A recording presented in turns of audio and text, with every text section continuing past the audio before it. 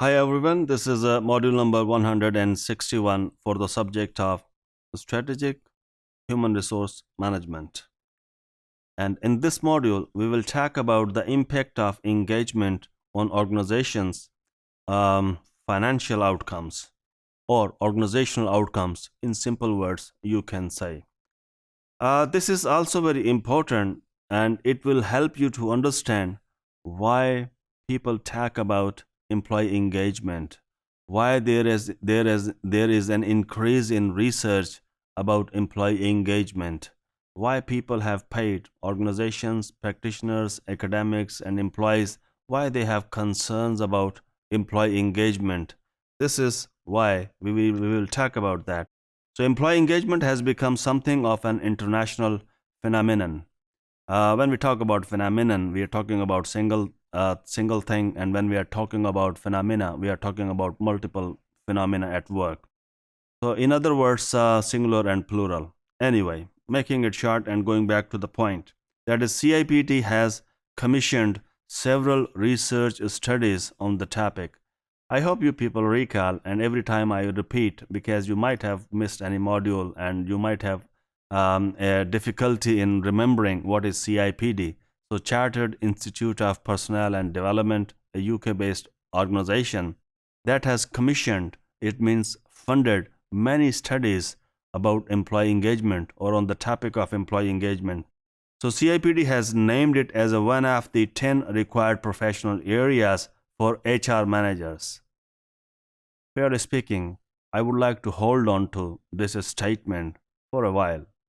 Just think about how many areas, how many functions HR is supposed to practice in an organization, or what is the scope of or domain of different functions and practices in the domain of or in the area of human resource.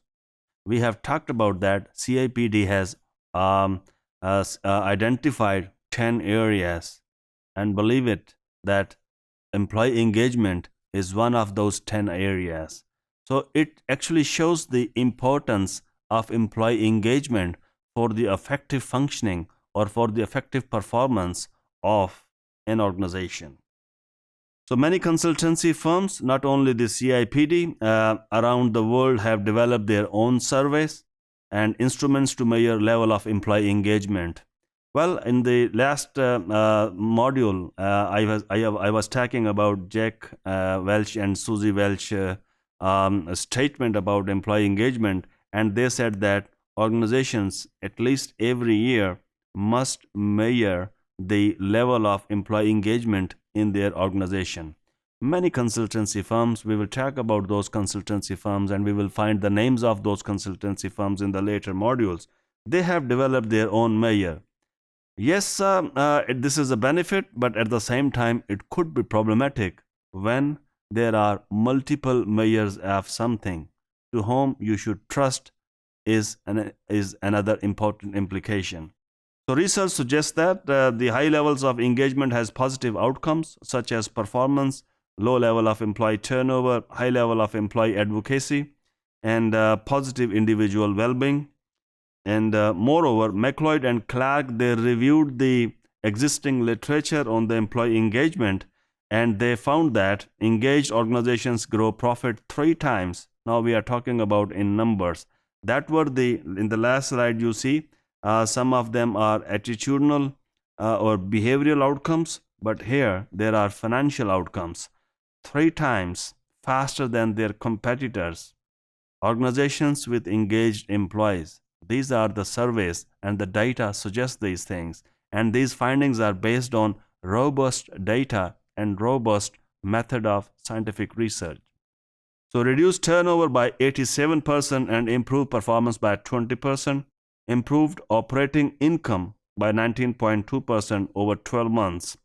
And whilst those with low engagement experience a 32.7% decline in the operating income.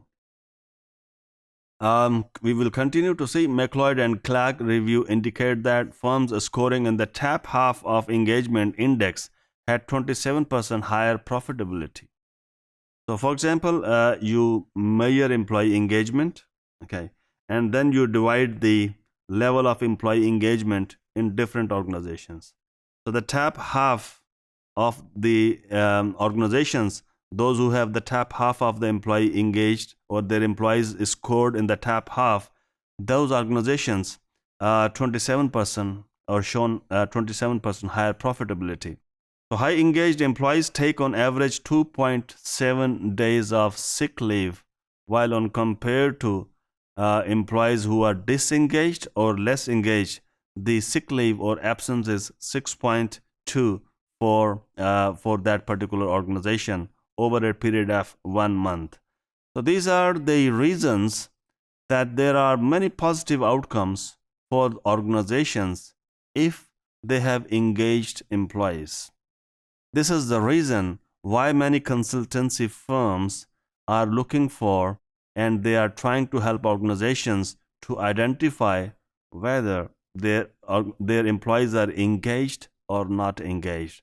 This is the reason why you see that CIPD has identified or suggested employee engagement as one of the area in the domain of the one of the area out of 10 in the domain of the HR professionals.